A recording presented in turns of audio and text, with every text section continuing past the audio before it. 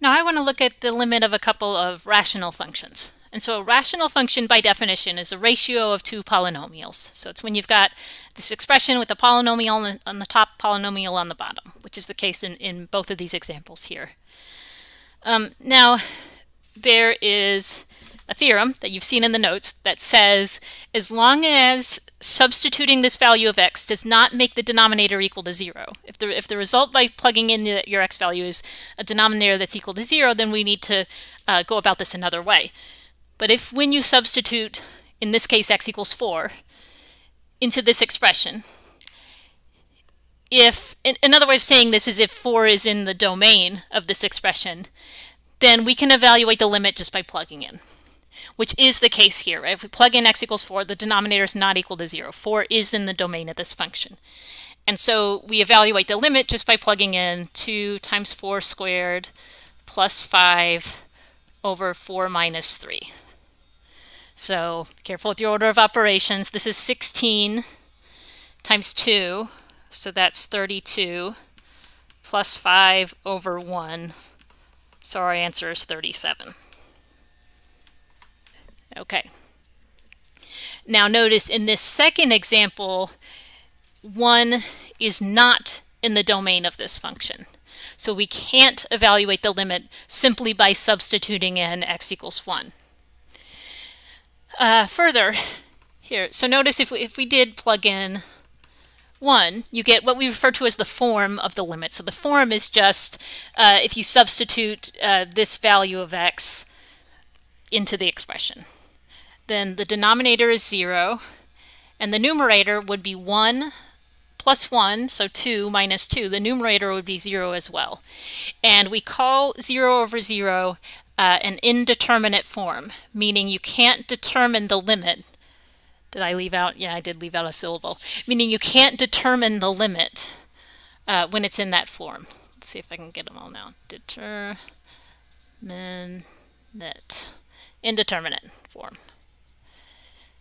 Okay. However, when you see that form 0 over 0, it should give you a glimmer of hope that we could somehow cancel a common factor that's making the numerator and the denominator both 0, and then maybe get an expression where we could plug in 1. That's the idea here.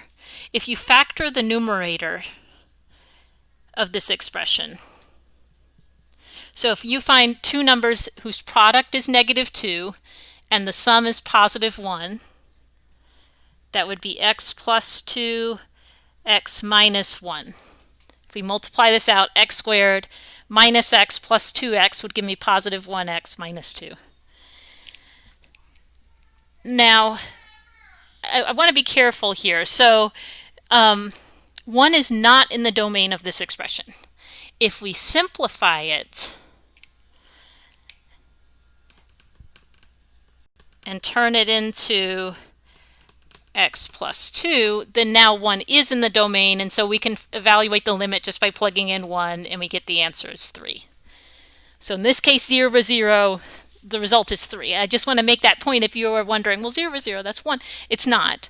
It's not necessarily 1. It may be 1, it may be 0, maybe infinity, maybe 3. So you really cannot determine the limit based on seeing 0 over 0. One other thing I want to say, though. So I want to be careful with what's going on right here, because we started with a function whose domain does not include 1, and now this is a function whose domain is all real numbers. If you think back to graphing these functions in pre-calculus, so if you're graphing the function f of x equals x squared plus x minus 2 over x minus 1, and you decide to simplify it first, and so you cancel the x minus 1s. If you recall, in pre-calculus, you probably discussed the fact that that indicates a hole in the graph when x equals 1.